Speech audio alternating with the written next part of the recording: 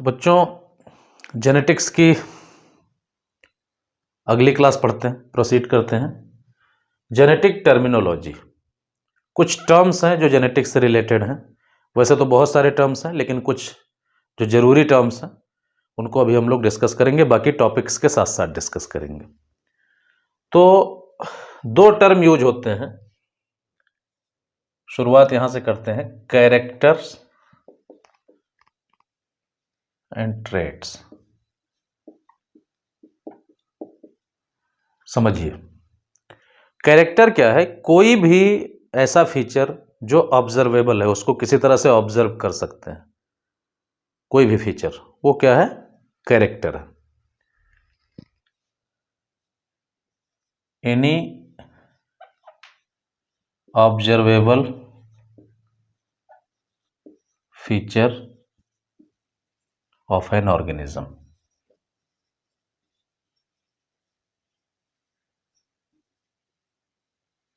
ये character. Example के लिए,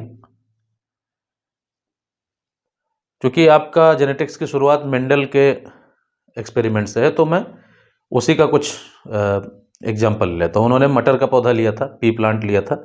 मैं प्लांट की हाइट को कैरेक्टर मान लेता हूँ। हाइट एक कैरेक्टर है, ह्यूमन की हाइट भी एक कैरेक्टर है। यहाँ पे मटर के केस में प्लांट की हाइट एक कैरेक्टर है। फ्लावर का कलर भी एक कैरेक्टर है। उन्होंने 7 पेयर ऑफ कैरेक्टर्स लिए थे, लेकिन हम चलिए 2 कंसीडर कर रहे हैं। तो ये ऑब्जर्वेबल फीचर है। प्लांट की हाइट आप ऑब्जर्व कर सकते हो, फ्लावर का कलर आप ऑब्जर्व कर सकते हो, लेकिन इन्हीं का अल्टरनेट फॉर्म या डिफरेंट फॉर्म वो ट्रेट्स कहलाता है। Different forms of same character is called trait. तो सेम कैरेक्टर के जो डिफरेंट फॉर्म है उसको आप ट्रेट कह सकते हो। एग्जाम्पल के लिए, प्लांट की हाइट एक कैरेक्टर है, लेकिन टॉल और ड्वार्फ ये ट्रेट है। मान लीजिए पौधा टॉल होगा तो भी हाइट है, ड्वार्फ होगा तो भी हाइट है। टॉल है तो ज्यादा हाइट है, ड्वार्फ है तो कम हाइट है, लेकिन है तो हाइट ही ना। तो एक ही कैरेक्टर के 2 अल्टरनेटिव फॉर्म को हम ट्रेट कहते हैं। ऐसे फ्लावर का कलर है, तो वायोलेट कलर का फ्लावर एक ट्रेट है और व्हाइट कलर का फ्लावर दूसरा ट्रेट है। तो ये डिफरेंस हो गया कैरेक्टर और ट्रेट में। फिर इन कैरेक्टर्स को कंट्रोल कौन करता है? हम लोग प्रीवियसली थोड़ी सी डिस्कस किए थे कि इन कैरेक्टर्स को जीन्स कंट्रोल करते हैं। तो अब अगला कॉन्सेप्ट हम देखेंगे जीन्स और एलील्स का।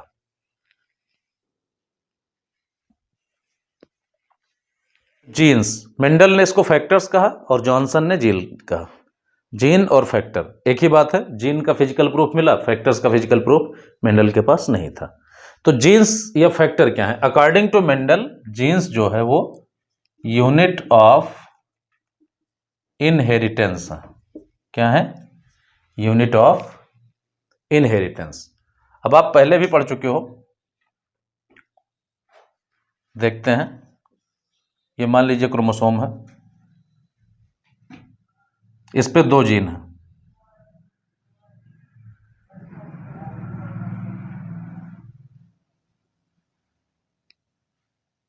ये जीन हाइट का है, प्लांट की हाइट का,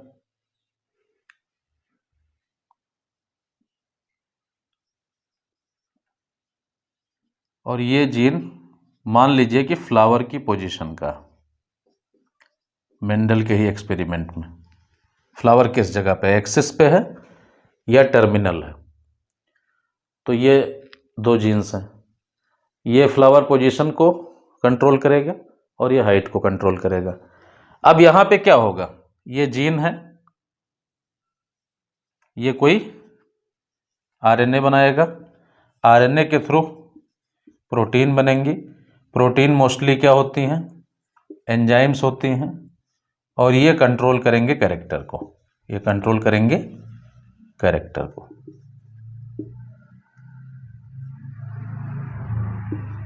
यहां पे कैरेक्टर है height, height is the character here, ठीक है। तो जीन्स यूनिट ऑफ इनहेरिटेंस है। अब अगर हम मॉडर्न कॉन्सेप्ट देखें तो जीन्स क्या है, सेगमेंट ऑफ डीएनए है, ठीक है। जीन्स से क्या है, सेगमेंट ऑफ डीएनए, क्योंकि क्रोमोसोम किसका बना होता है, डीएनए का ही तो बना होता है, डीएनए प्लस प्रोटीन का। तो डीएनए कॉम्प्लेक्स होता है प्रोटीन के साथ क्रोमोसोम में। तो जीन्स बेसिकली नए कॉन्सेप्ट के हिसाब से genes are segment of DNA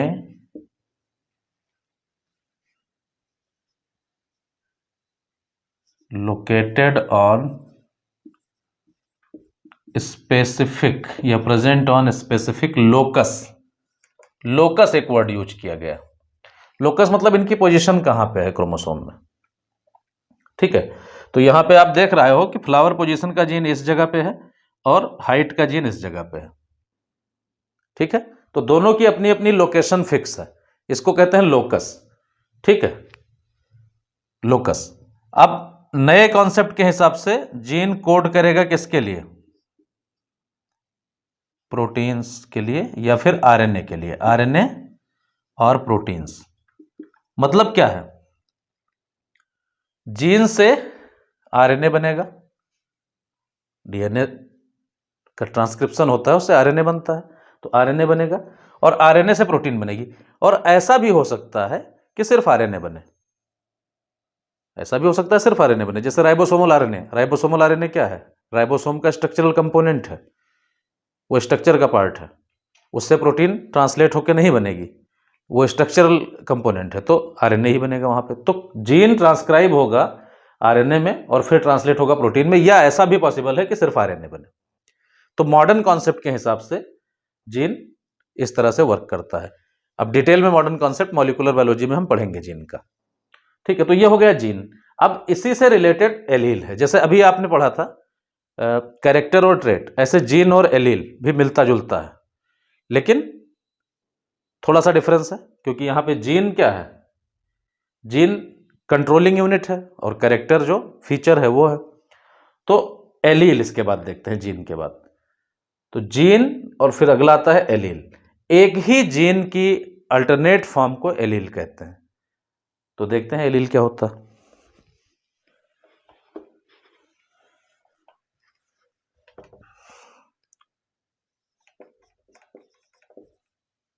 alleles, alleles को एलीलोमॉर्फ भी कहते हैं, एलीलोमॉर्फ भी कह सकते हैं, कंफ्यूज होने की जरूरत नहीं है, दोनों एक ही चीज है। अगर एक ही जीन की अल्टरनेट फॉर्म है, डिफरेंट फॉर्म है, तो उसको हम एलील कहेंगे। अल्टरनेट भी हो सकती हैं या डिफरेंट भी हो सकती हैं, कुछ केसेस में, ज्यादातर अल्टरनेट होती हैं, और कुछ केसेस में डिफरेंट फॉर्म हो सकती हैं, वो आगे हम डिस्कस करेंगे। तो alternate form of same gene is called allele. Allele word William Bateson ने कॉइन किया था, ठीक है। इनकी लोकेशन क्या होगी,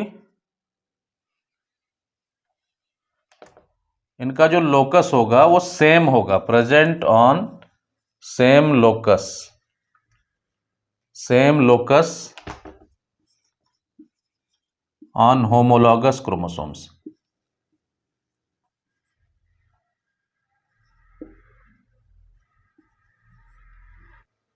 अभी जैसे हाइट का जीन आपने एग्जाम्पल के लिए लिया था, तो मान लीजिए हाइट का जीन है,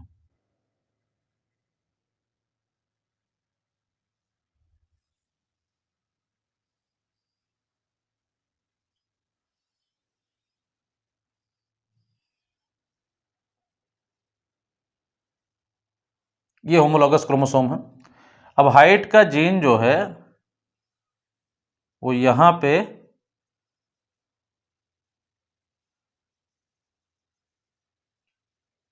मान लीजिए ये कैपिटल टी है और यहां पे भी कैपिटल टी है, तो ये दोनों एलील है, लेकिन अभी सेम है, ये इनमें डिफरेंस नहीं है कोई, ये सेम है, दोनों होमोलॉगस क्रोमोसोम पे सेम है। लेकिन हुआ क्या, नए एलील डेवलप कैसे हुए, नए एलील डेवलप हुए म्यूटेशन की वजह से। कैसे डेवलप हुए, म्यूटेशन की वजह से। अब अगर इसमें म्यूटेशन हुआ during the course of time इसके फॉर्म डेवलप हुए।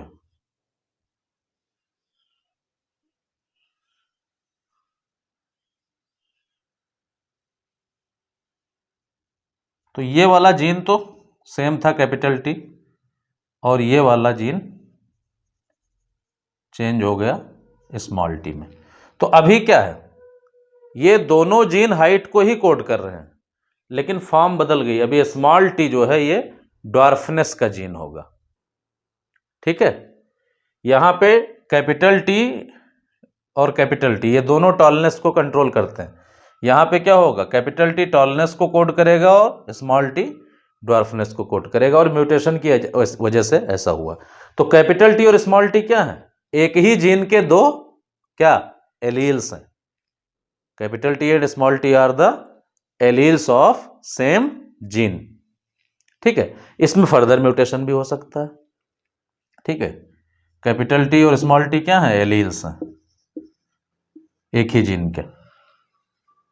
एलील का कॉन्सेप्ट है। तो एलील कैसे बनते हैं, new allele arises due to mutation या अराइज्ड ड्यू टू म्यूटेशन। जो डिफरेंट एलील मौजूद हैं वो म्यूटेशन की वजह से बने हैं। प्रीवियसली जो एवोल्यूशन हुआ है उसके टाइम जो म्यूटेशन हुए हैं उसकी वजह से नए एलील बने हैं। तो ये चीज आप नोट कर सकते हो कि new alleles arised due to mutation. और फ्यूचर में क्या नए एलील बनने के चांस हैं, तो बिल्कुल है, म्यूटेशन तो हो सकता है कभी भी ना। तो ये कॉन्सेप्ट हो गया जीन और एलील का। अब इसी से जुड़ा एक कॉन्सेप्ट है होमोजाइगस और हेट्रोजाइगस का। तो ये जो कंडीशन है, दोनों सेम टाइप के एलील हैं, इसको होमोजाइगस कहेंगे, और डिफरेंट टाइप के एलील हैं इनको हेट्रोजाइगस कहेंगे। तो देख लेते हैं होमोजाइगस हेट्रोजाइगस क्या है।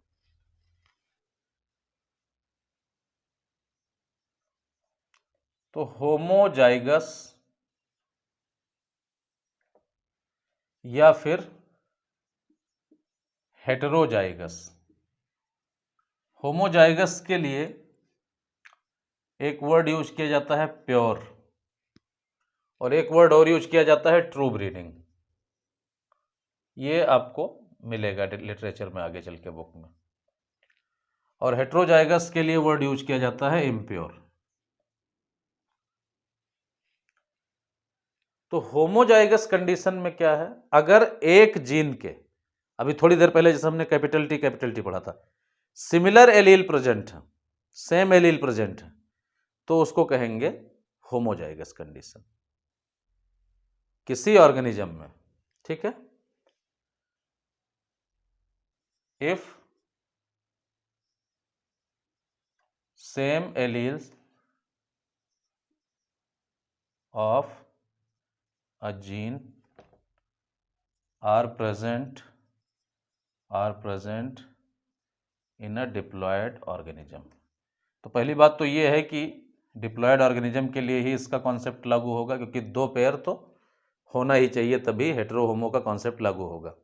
तो if same allele of a gene are present in a diploid organism, इसको कहेंगे होमोजाइगस कंडीशन।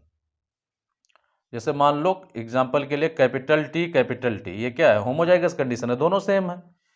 या फिर स्मॉल टी, ये भी होमोजाइगस कंडीशन है, ये भी दोनों सेम है ना।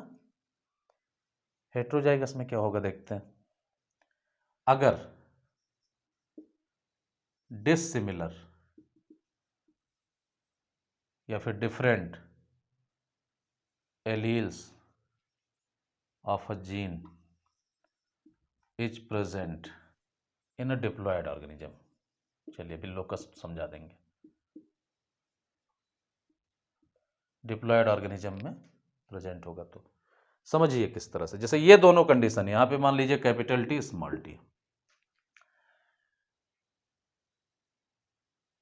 बच्चों का अक्सर सवाल आता है कि जाइगस वर्ड क्यों यूज किया गया। जाइगस वर्ड यूज करने के पीछे मकसद ये है कि देखिए कोई भी सेक्सुअली रिप्रोड्यूसिंग ऑर्गेनिज्म है वो डेराइव होता है किससे, उसकी लाइफ शुरू होती है जाइगोट से। ह्यूमन बॉडी इतना है 10⁻13 सेल्स हैं, लेकिन लाइफ सिर्फ जाइगोट से शुरू हुई। तो ऐसे मान लो यहाँ पे पी प्लांट का एग्जाम्पल है, तो ये जाइगोट से शुरू होती है लाइफ, ठीक है, ये जाइगोट है मान लीजिए। अब किसी जीन के जो एलील जाइगोट में होंगे वही पूरी बॉडी में होंगे, क्योंकि सारी सेल कहां से डिराइव हुई हैं, जाइगोट से डिराइव हुई हैं। तो यहां पे जाइगोट में ये कंडीशन है तो होमोजाइगस कंडीशन मानी जाएगी, क्योंकि पूरी बॉडी में भी यही कंडीशन आएगी। या फिर जाइगोट में दूसरी कंडीशन है स्मॉल टी, ये भी सेम जीन है तो भी होमोजाइगस कंडीशन होगी। इसी तरह मान लो कि कोई ऑर्गेनिज्म है उसमें कैपिटल टी स्मॉल टी है, तो जाइगोट लेवल पे ही डिसाइड हो जाता है कि होमोजाइगस है कोई किसी जीन के लिए इंडिविजुअल या फिर हेट्रोजाइगस है।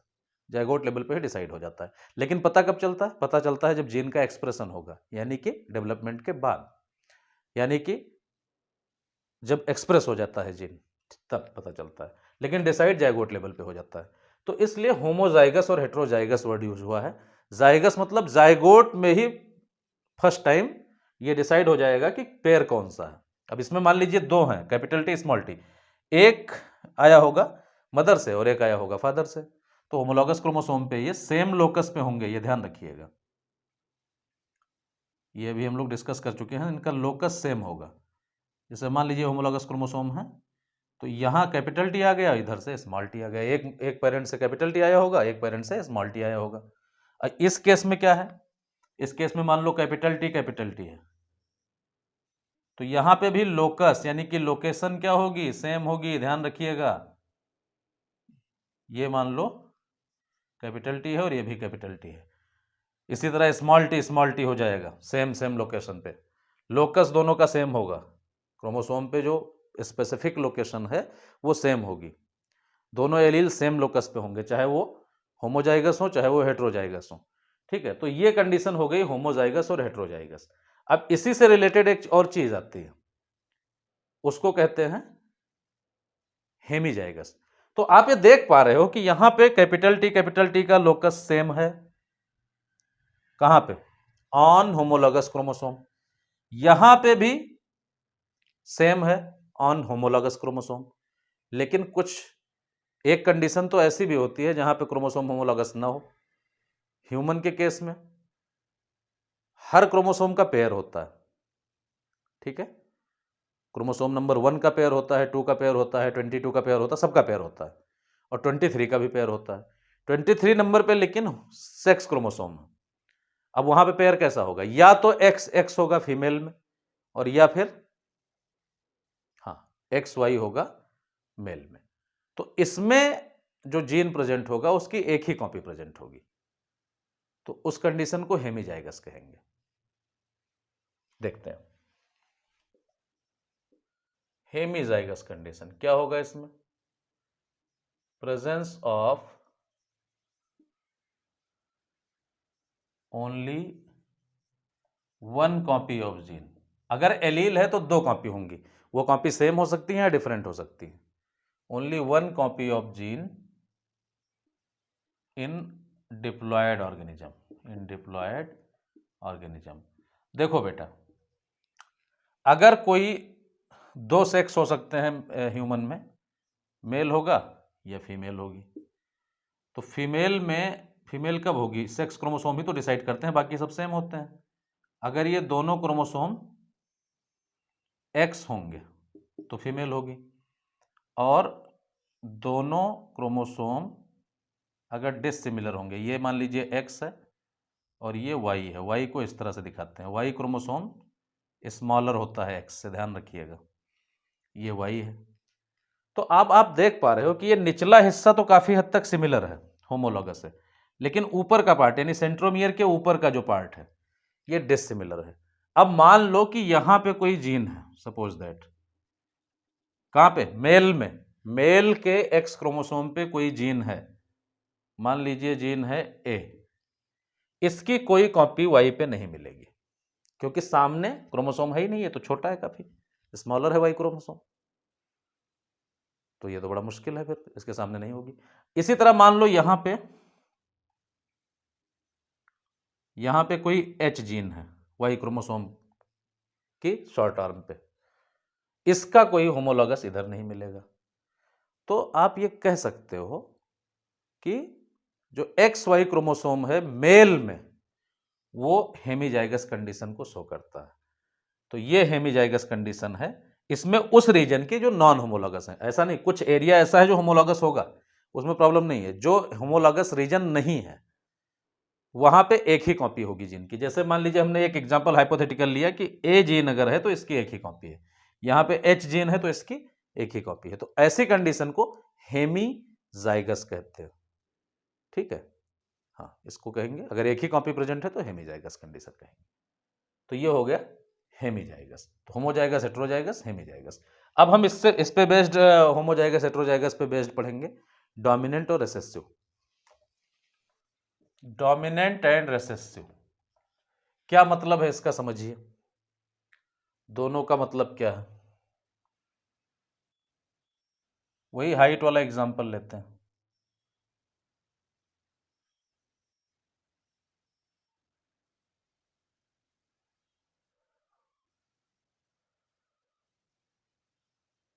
ये मान लीजिए कैपिटल टी है, कैपिटल टी, हाइट वाला ही जीन ले रहे हैं। ये अपना प्रोडक्ट बनाएगा, जीन है तो आरएनए बनाएगा और आरएनए से प्रोटीन बनाएगा, और सेम काम ये भी करेगा, जीन है तो आरएनए बनाएगा और आरएनए से प्रोटीन बनाएगा, और इससे एक कैरेक्टर कोड होगा। तो यहां पे जो कंडीशन है वो क्या है, कैपिटल टी है, दोनों पेयर सेम टाइप की हैं, और यहां पे जो कैरेक्टर कोड होगा और जो बनेगा फाइनली वो टॉल बनेगा। ठीक है, ये भी टॉल को कोड करेगा और ये भी टॉल कोड करेगा, ये मतलब ये प्रोटीन भी टॉल हाइट को कंट्रोल करेगी और दूसरी वाली प्रोटीन भी टॉल हाइट को कंट्रोल करेगी, दोनों मिलके, और ओवरऑल भी प्लांट कैसा होगा, टॉल होगा।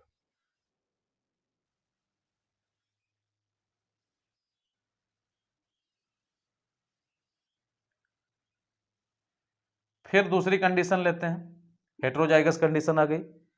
यहां पे फिर सेम यही बात होगी,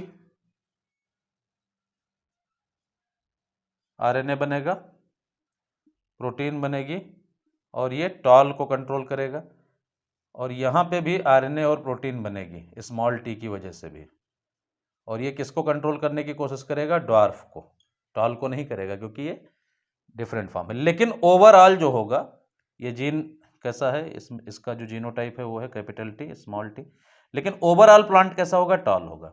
इसका मतलब क्या है, यहां पे दो एलील प्रेजेंट है लेकिन एक्सप्रेस अपने आप को एक ही कर पाता है, एक्सप्रेस अपने आप को एक ही कर पाता है। तो इस कंडीशन में आप ये देख पा रहे हो कि कैपिटल टी अपने आप को एक्सप्रेस कर ले जा रहा है, टॉल बना रहा है, टॉल ओवरऑल बन रहा है, लेकिन स्मॉल टी अपने आप को एक्सप्रेस नहीं कर पा रहा है। इसका मतलब कैपिटल टी क्या है, डोमिनेंट है। क्या है, डोमिनेंट है। और स्मॉल टी क्या है, रिसेसिव। अब एक तीसरी कंडीशन रख लीजिए, इसमें क्या है बेटा,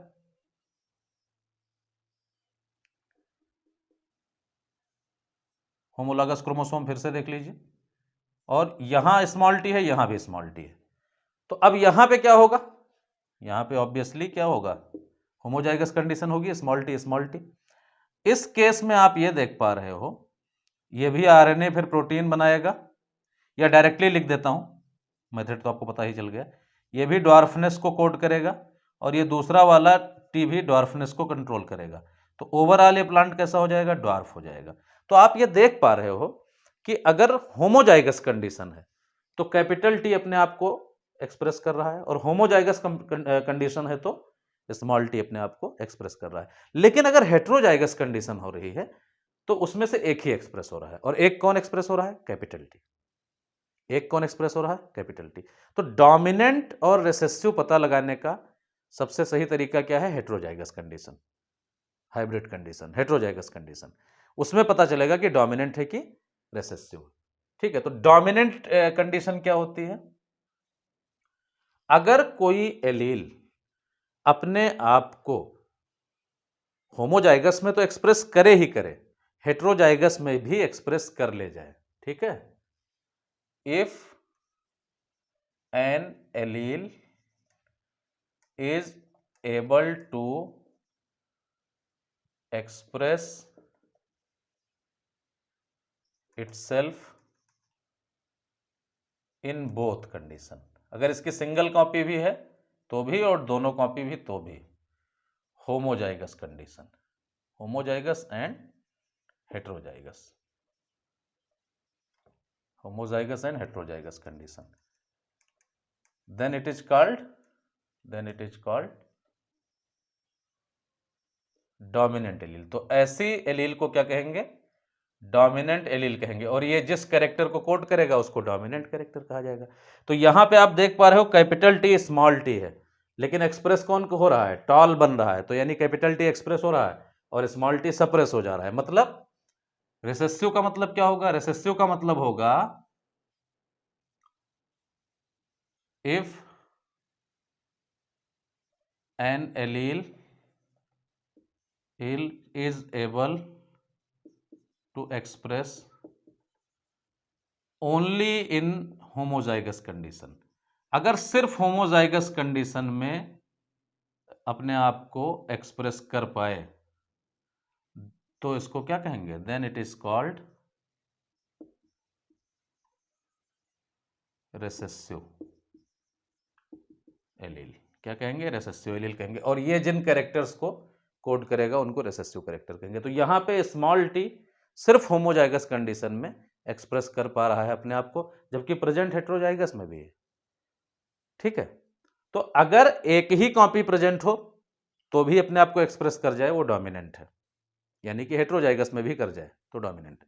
अगर दोनों कॉपी की प्रेजेंस कंपलसरी है एक्सप्रेशन के लिए तो वो रेसेसिव है। तो ये हो गया डोमिनेंट एंड रेसेसिव, और ऐसे कैरेक्टर कहलाएंगे डोमिनेंट और रेसेसिव कैरेक्टर। ठीक है, तो ये हो गया। अब दो टर्म और हैं छोटे छोटे, फिनोटाइप और जीनोटाइप, देखते हैं क्या है।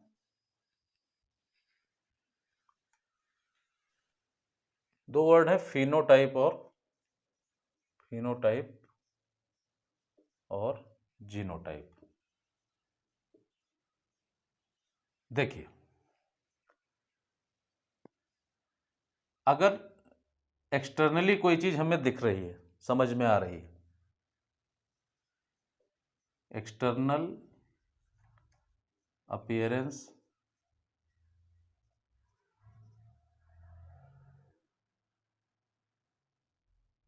Of a character in an organism, किसी ऑर्गेनिज्म में अगर कोई कैरेक्टर एक्सटर्नली अपीयर हो रहा है, दिख रहा है, कोई फीचर दिख रहा है, तो उसको कहेंगे फिनोटाइप। फॉर एग्जांपल, प्लांट की हाइट क्या है? फिनोटाइप है। इसको देखा जा सकता है कि ये टॉल है या ड्वार्फ है, अकॉर्डिंग टू मेंडल। टॉल भी प्लांट हो सकता है, ड्वार्फ हो सकता है, इसको आप आसानी से देख सकते हो। लेकिन कोई टॉल होगा और कोई ड्वार्फ होगा, तो ये कौन कंट्रोल करेगा? तो इसको कोई जीन कंट्रोल करेगा। लेकिन क्या उन जीन्स को आप देख पाओगे? कम से कम माइक्रोस्कोपिकली तो ये नहीं देखे जा सकते हैं, इनकी एनालिसिस करनी पड़ेगी। तो जीनोटाइप क्या है? Genetic constitution, genetic constitution of an organism. यहां पे एक कैरेक्टर हमने कंसीडर किया है, तो फॉर अ पर्टिकुलर कैरेक्टर कह सकते हो, फॉर अ पर्टिकुलर कैरेक्टर। और सारे कैरेक्टर्स के लिए अलग अलग जीनोटाइप होंगे, तो ओवरऑल जीनोटाइप भी होगा, लेकिन हम यहां पे एक कैरेक्टर कंसीडर किए हैं। ठीक, तो यहां पे मान प्लांट हाइट है मान लो, तो यहां पे इसके लिए जीन क्या होंगे? या तो ये वाला जीन होगा या तो ये वाला जीन होगा। इन दोनों कंडीशन में प्लांट क्या होगा? टॉल। और अगर कैपिटल टी स्मॉल टी होगा तो भी क्या होगा? टॉल। कैपिटल टी होगा तो भी टॉल, और कैपिटल टी स्मॉल टी होगा तो भी टॉल। और अगर स्मॉल टी होगा यानी होमोजाइगस कंडीशन होगी तो क्या होगा? तो होगा ड्वार्फ। तो ये जेनेटिक कॉन्स्टिट्यूशन है, लेकिन क्या ये आपको दिखाई पड़ रहा है? नहीं दिखाई पड़ रहा है, ये जीन लेवल पे है। ठीक है, तो जो अपीयर हो रहा हो, दिख रहा हो, समझ में आ रहा हो, एक्सटर्नली ऑब्जर्वेबल हो, वो फिनोटाइप है, और अदरवाइज जो जीन लेवल पे है वो जीनोटाइप है। ठीक है, तो ये हो गया जीनोटाइप और फिनोटाइप। अब एक छोटा सा वर्ड और, उसको कहते हैं फिनोकॉपी, वो देख लेते हैं क्या है फिनोकॉपी।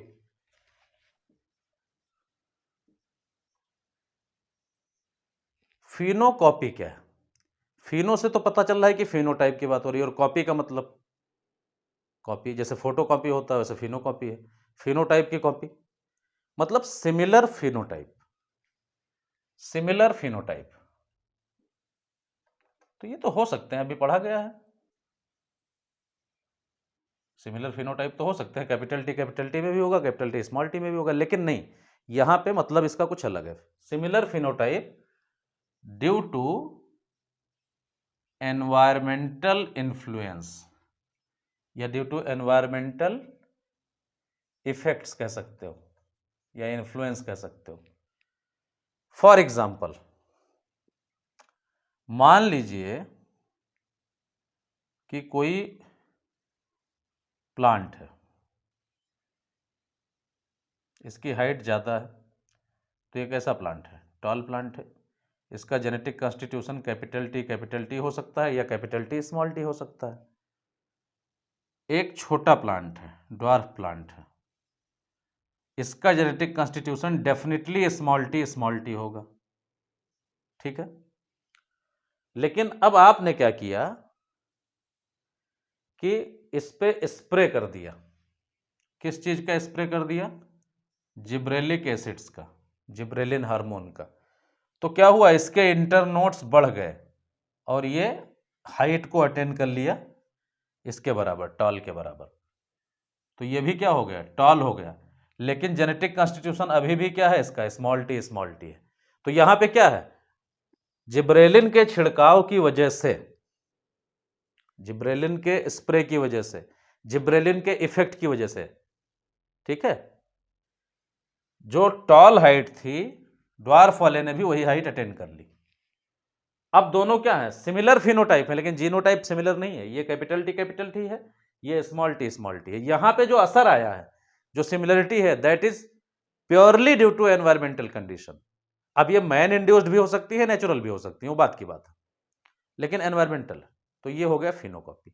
तो टर्मिनोलॉजी में इससे ज्यादा फिलहाल अभी आपको हम नहीं बताएंगे, जो जो टॉपिक्स हम पढ़ते जाएंगे वो टर्मिनोलॉजी क्लियर करते जाएंगे। तो टर्मिनोलॉजी में पर्टिकुलरली यहां तक इतना ही, आगे हम पढ़ेंगे। Thank you.